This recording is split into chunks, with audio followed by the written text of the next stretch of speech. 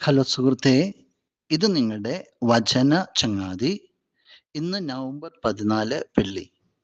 നമ്മൾ ധ്യാനിക്കുന്ന വചനഭാഗം വിശുദ്ധ യോഹന്നാൻ അറിയിച്ച സുവിശേഷം 14 അധ്യായം 1 മുതൽ 7 വരെയുള്ള തിരുവചനങ്ങൾ.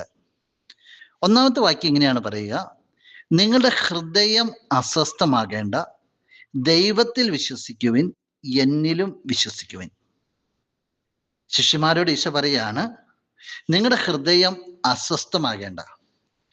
ഈശോ യൂദാസിന്റെ വഞ്ചനയെ കുറിച്ച് പറയുന്നു, പത്രോസ് നിഷേധിക്കുന്ന കാര്യത്തെക്കുറിച്ച് പറയുന്നു, വരാനിരിക്കുന്ന പീഡാസഹനങ്ങളെ കുറിച്ചെല്ലാം പറയുന്നു.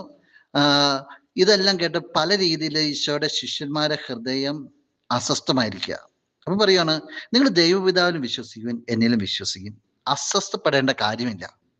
പിന്നീട് ഈശോ പറയാണ്, എൻ്റെ പിതാവിൻ്റെ ഭവനത്തിൽ അനേകം വാസസ്ഥലങ്ങളുണ്ട്, ഇല്ലായിരുന്നെങ്കിൽ നിങ്ങൾക്ക് സ്ഥലമൊരുക്കാൻ പോകുന്നുവെന്ന് ഞാൻ നിങ്ങളോട് പറയുമായിരുന്നു. ഞാൻ പോയി നിങ്ങൾക്ക് സ്ഥലം ഒരുക്കി കഴിയുമ്പോൾ ഞാൻ ആയിരിക്കുന്നിടത്ത് നിങ്ങളും ആയിരിക്കേണ്ടതിന് ഞാൻ വീണ്ടും വന്ന് നിങ്ങളെയും കൂട്ടിക്കൊണ്ടുപോകും. എന്തുകൊണ്ട് അസ്വസ്ഥപ്പെടേണ്ടെന്ന് പറയാൻ കാരണം, പിതാവിൻ്റെ അടുത്ത് ഇഷ്ടം പോലെ സ്ഥലമുണ്ട്. അവിടെ ഈശോ പോയി ഒരു വസതി ഒരുക്കും, എന്നിട്ട് നിങ്ങൾ കൂട്ടിക്കൊണ്ടുപോകും. നോക്കി, അത്ര ഗ്യാരണ്ടിയാ ശിഷ്യന്മാർക്ക് കൊടുക്കണേ. നിങ്ങൾ നിത്യകാലം എന്നോട് കൂടെ ആയിരിക്കും, അതുകൊണ്ട് നിങ്ങൾ അസ്വസ്ഥപ്പെടേണ്ട കാര്യമില്ല. സുഹൃത്തെ, ഈശോ ശിഷ്യന്മാരോട് അങ്ങനെ പറഞ്ഞെങ്കിൽ ഈശോ നിന്നോടും അത് തന്നെ പറയുക.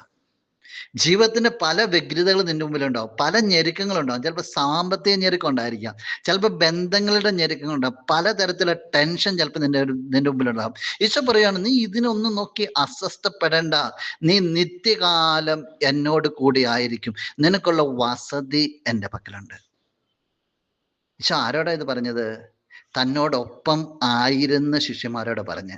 നീ കർത്താവിൻ്റെ ഒപ്പമാണെങ്കിൽ, കർത്താവിൻ്റെ ഒപ്പമായിരിക്കാൻ വേണ്ടി നീ വില കൊടുക്കുന്നുണ്ടെങ്കിൽ, ഈ വിളിക്ക് നീയും അർഹനാണ്, അർഹയാണ്. നീ ചേർന്ന് നിൽക്കുമ്പോൾ ഈശോ നിന്നെ ചേർത്ത് പിടിച്ചിട്ട് പറയും, നീ അസ്വസ്ഥമാകേണ്ട മകളെ, നീ അസ്വസ്ഥനാകേണ്ട മകനെ, കാരണം സ്വർഗത്തിൽ നിനക്ക് ഇടമുണ്ട്. ജീവിതത്തിൽ നിന്റെ എല്ലാ സങ്കടങ്ങളും വെല്ലുവിളികളൊക്കെ ഒന്ന് കർത്താവിന് കൊടുക്കാവോ? കരുണാപൂർവ്വ കർത്താവ് നിന്നെ കാക്കുക. കൊടുത്തിട്ട് പറ, കർത്താവേ, ഞാനിതാ നിന്റെ കൂടെയാണെന്ന്. തീർച്ചയായിട്ടും കർത്താവ് നിന്നെ ഏറ്റെടുക്കും. നമുക്ക് പ്രാർത്ഥിക്കാം. എൻ്റെ സ്വർഗീയ ചങ്ങാതി, എന്നെ കേൾക്കുന്ന ഈ ചങ്ങാതിയെ സമർപ്പിക്കുകയാണ്. നിന്റെ വചനത്തിൽ വിശ്വസിക്കുവാനായിട്ട്, നീ എപ്പോഴും കൂടെയുണ്ടെന്നുള്ള ബോധ്യത്തിൽ വളരുവാനായിട്ട് എൻ്റെ ഈ ചങ്ങാതിയെ സഹായിക്കണമേ.